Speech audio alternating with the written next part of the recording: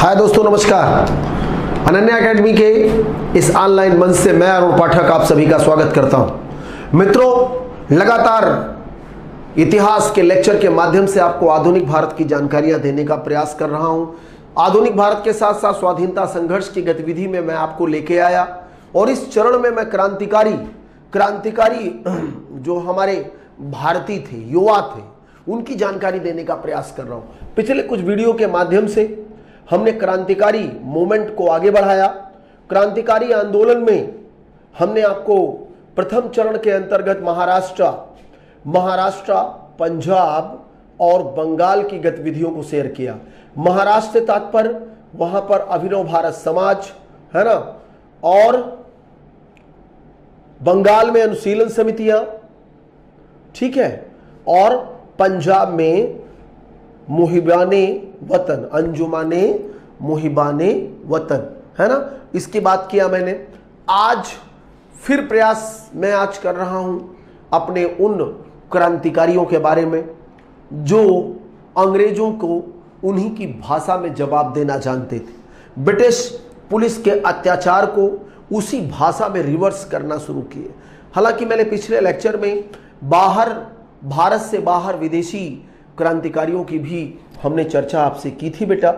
उसमें चाहे वो है ना होम रूल लीग सोसाइटी रही हो लंदन वाली, अथवा अमेरिका वाली हिंद एसोसिएशन ऑफ अमेरिका रहा हो, इसकी चर्चा मैंने की कि किस प्रकार से भारत से बाहर भी भारतीय क्रांतिकारियों ने अंग्रेजों के विरुद्ध जबरदस्त रूप से कार्य किया और भारतीयों में राष्ट्रवाद जगाने में महत्वपूर्ण भूमिका निभाई, अंग्रेजों के विरुद्ध आवाज उठाई। बेटा 1915 से लेकर 1922-23 तक, या स्वराज पार्टी के एक्टिविटीज तक, 24 तक कह सकते हो आप, है ना, एक समय हमारे युवा भारतीय राजनीतिज्ञों पर विश्वास करके शांतिपूर्ण आंदोलन की तरफ कदम बढ़ा दिए और उन्होंने क्रांतिकारी गतिविधियों को थोड़े समय के लिए अंजाम को रोक दिया, है ना।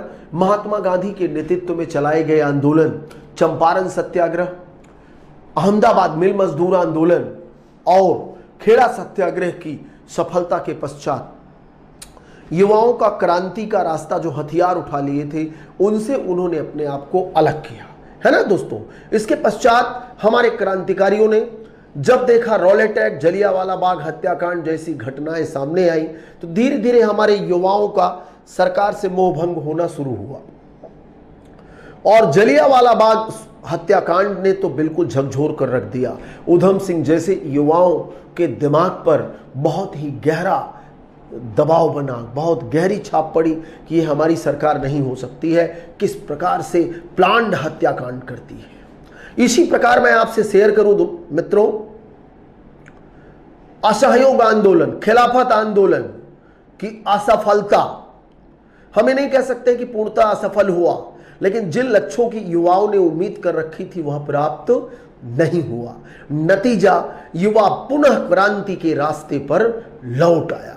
चौरी चौरा कांड के पश्चात जब गांधी जी ने असहयोग आंदोलन वापस लिया तो युवाओं की हताशा चरम पर पहुंच गई और वहां से उन्होंने वापस आना ही, माने अपने पुराने रास्ते पर वापस आना ही, अर्थात हथियार उठाना उन्होंने शुरू कर दिया और सीधे सीधे कोई भी रास्ता हो सरकार को चोट पहुंचाना है, यह जो है सिस्टम शुरू किया। और ऐसा शुरू किया माने उत्तर भारत में। तो आइए, दूसरे चरण का मूल कारण क्या है बेटा, माने क्रांतिकारी आंदोलन के द्वितीय चरण का मूल कारण है ना, मूल कारण है ना, खिलाफत आंदोलन एवं, चलिए इससे पहले थोड़ा सा और कुछ बातें आपको शेयर कर दूं तो ज्यादा बढ़िया रहेगा।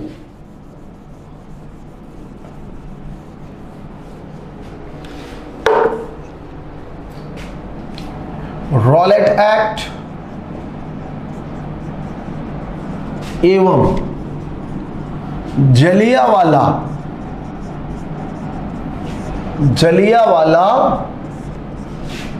बाग हत्याकांड, जलियांवाला बाग हत्याकांड मूल कारणों में। दूसरा खिलाफत खिलाफत आंदोलन एवं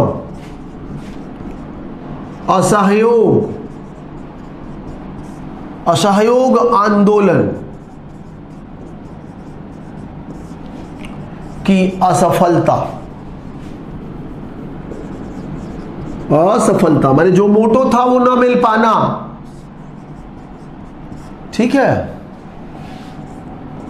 चौरी चौरा कांड, चौरी चौरा कांड के पश्चात असहयोग आंदोलन स्थगित किया जाना, स्थगित किया जाना।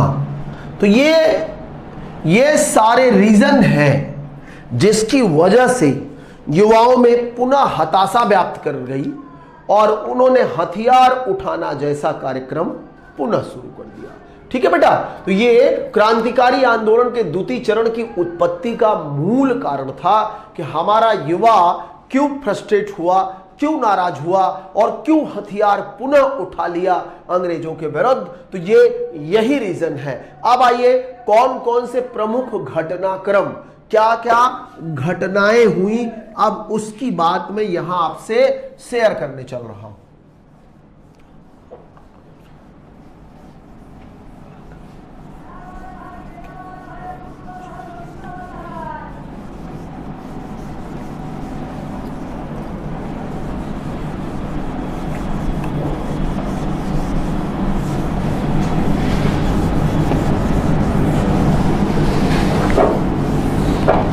चलो भाई, तो प्रमुख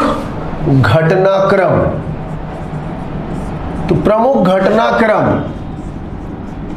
तो सबसे पहली चीज प्रमुख घटनाक्रम में संगठन का निर्माण होना चाहिए। बिना संगठन के निर्माण के कोई घटनाओं को अंजाम नहीं दिया जा सकता।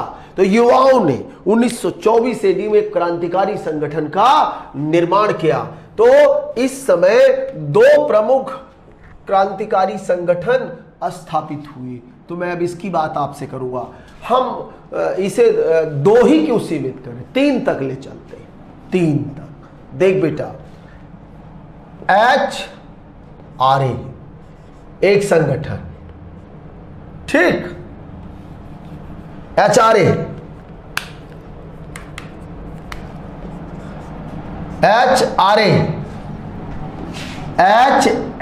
HSRA और IRA, ये तीनों के तीनों क्रांतिकारी संगठन हैं। और इनकी स्थापना कहां हुई, इसका फुल फॉर्म पहले जानो। हिंदुस्तान रिपब्लिकन एसोसिएशन, ठीक, ये क्या है, Hindustan socialist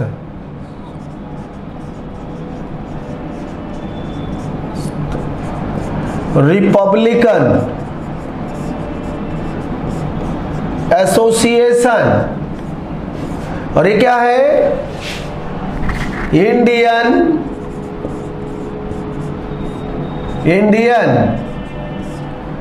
revolutionary army,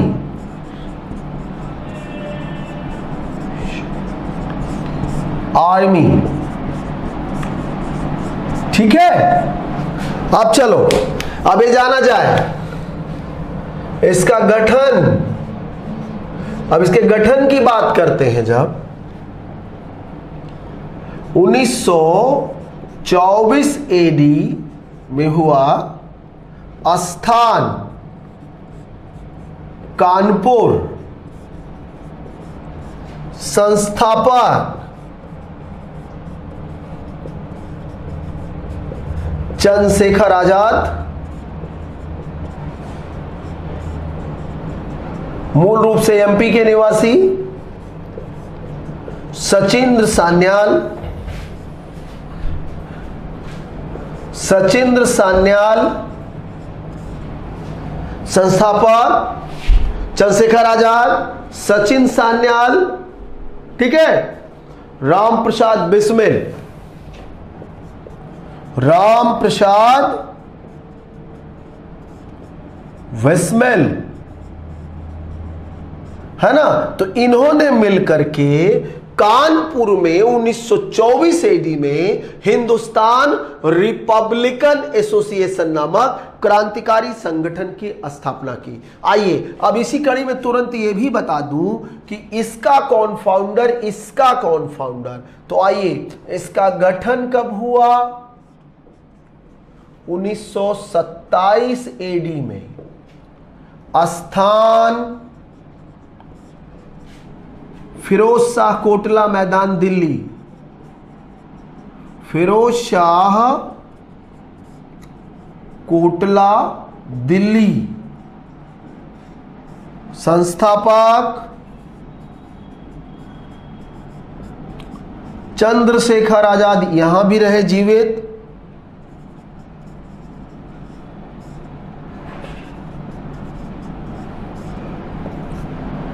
BC Dutt माने बटुकेश्वर दत्त,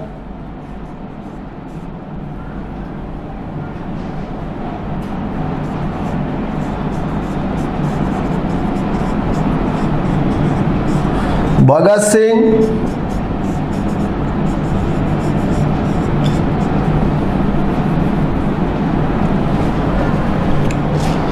चलो चलो। तो दोस्तों यहां थोड़ा सा जगह का अभाव है तो ऊपर की तरफ मैं लिखूंगा, ठीक है। तो ध्यान से सुनो।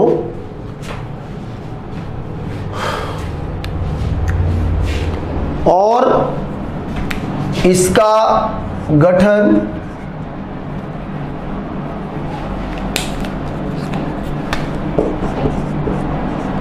1930 में, स्थान चटगांव या बंगाल। संस्थापक कौन है?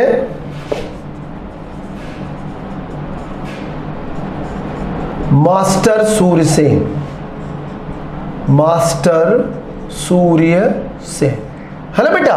तो कहने का तात्पर्य यह है कि प्रमुख प्रमुख संस्थाएं क्रांतिकारी स्थापित हुई और अंग्रेजों की नाक में दम करके रख दिया, है ना। तो अब यहीं से मुझे यह जानना है, आपको यह बताना है कि हिंदुस्तान रिपब्लिकन एसोसिएशन की एक्टिविटीज क्या थी, है ना। फिर हिंदुस्तान सोशलिस्ट रिपब्लिकन एसोसिएशन की एक्टिविटीज क्या थी। फिर इसी प्रकार से आपको बताना है कि आईआरए की एक्टिविटीज क्या थी, है ना बेटा। तो बड़ा महत्वपूर्ण है। वन बाय वन इनकी मैं शेयरिंग आपसे करूंगा, जिससे आपको आसानी से चीजें समझ में आ जाएं। तो चल बेटा आगे बढ़ते हैं।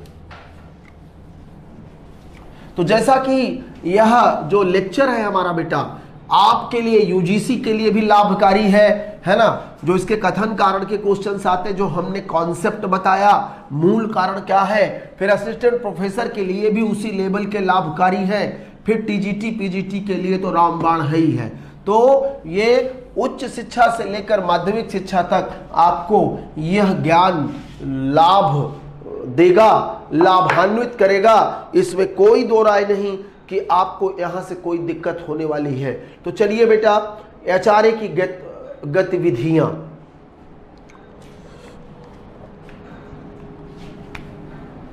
हिंदुस्तान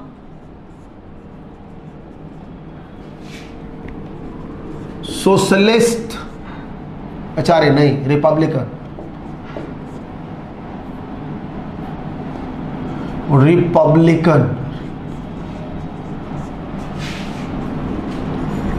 एसोसिएशन,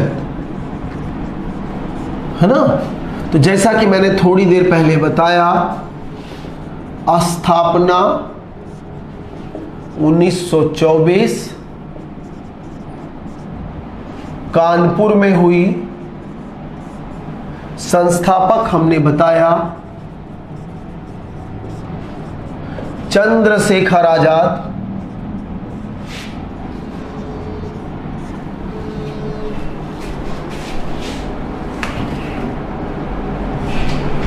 चंद्रशेखर आजाद,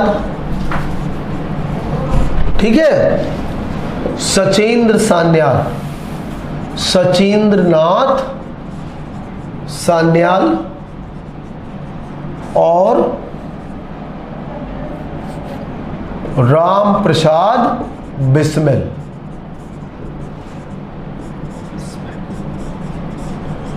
इसमें सचिन सान्याल ने एक बड़ी ही प्रमुख किताब ही लिखी थी अपने गिरफ्तारी के दौरान, है ना, बंदी जीवन। इनकी पुस्तक का नाम है बंदी जीवन, है ना। राम प्रसाद बिस्मिल के बारे में कहा जाता है कि जब अंतिम रूप से इनको जैसे अब फांसी होनी है, तो अंतिम रूप से जब इन्हें जेल में दूध देने की बात आई और इन्हें पता थी कि अगली सुबह मुझे फांसी हो जाएगी, तो इन्होंने सीधे मना किया था कि अब मुझे दूध नहीं पीना है यहाँ का, अब तो मैं अपनी माँ का ही दूध पीऊंगा। मैंने जब धरती माता में मिल जाऊंगा, मिट्टी में, इस देश की मिट्टी में मिल जाऊंगा, अब वहीं पर दूध, खान पान सब जो है इस माता ने मुझे पैदा किया था, अब उसी माता की शरण में गोद में जा रहा हूं, तो अब यहाँ का कुछ खाना पीना नहीं है। उपवास रखा था इन्होंने, इन लोगों ने। तो बहुत महत्वपूर्ण, बड़े दिलेर लोग थे और इनके बारे में कहा जाता है कि यह लोग अपने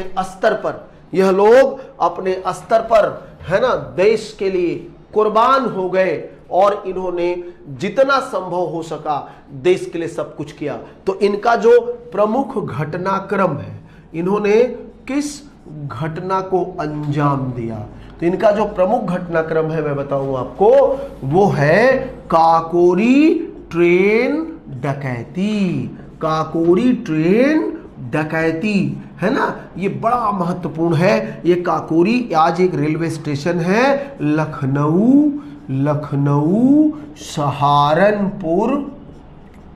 सहारनपुर रेलखंड पर यह स्थित है, रेलखंड पर स्थित है। और यहां पर 9 अगस्त 1925 एडी को एचआरए के क्रांतिकारियों ने सरकारी खजाने को लूट लिया, ट्रेन की हाउस पाइप काटकर, है ना। 8 डाउन ट्रेन, 8 डाउन माने 8 नंबर की ट्रेन जो सहारनपुर और मेरठ की ओर से आ रही थी, 8 डाउन ट्रेन है कि सरकारी खजाने को लूट लिया था, सरकारी खजाने को लूट लिया था। तो एचआरए की सबसे प्रमुख घटनाक्रम यही है। 8 डाउन ट्रेन पर जो सरकारी खजाना मेरठ से आ रहा था, उसको लखनऊ से एक स्टेशन पहले ट्रेन को रोककर उसे इन्होंने लूट लिया। इसी का नाम है काकोरी ट्रेन डकैती। और इसी केस में लगभग 27 लोगों को गिरफ्तार किया गया, लेकिन चंद्रशेखर आजाद बचने में सफल रहे। बाकी, है ना, राम प्रसाद बिस्मिल, सचिंद्रनाथ सान्याल, रोशन लाल, राजेंद्र लाहिड़ी, इन सभी लोगों को फांसी पर चढ़ा दिया गया। तो इसीलिए यह जानी जाती है, माने काकोरी ट्रेन डकैती से संबंधित कौन सा संगठन था? हिंदुस्तान रिपब्लिकन एसोसिएशन, और इस पर बैन लगा दिया गया। अंततः हमारे बचे हुए क्रांतिकारियों ने, चंद्रशेखर आजाद वगैरह ने, भगत सिंह आदि ने मिलकर के एक नया क्रांतिकारी संगठन का निर्माण किया और उसका नाम बदलकर हिंदुस्तान सोशलिस्ट रिपब्लिकन एसोसिएशन कर दिया। तो जिसका आगे के लेक्चर के माध्यम से मैं आपको समझाऊंगा कि यह क्या है, इसमें किस तरीके से और गतिविधियों को अंजाम दिया। इन हमारे रणबांकुरों ने अंग्रेजों के नाक में दम कर दिया, उन्हें आभास दिला दिया कि भारतीय कमजोर नहीं है, यदि अपने पर उतर आया तो फिर तुम्हें भी तुम्हारी औकात दिखा देगा।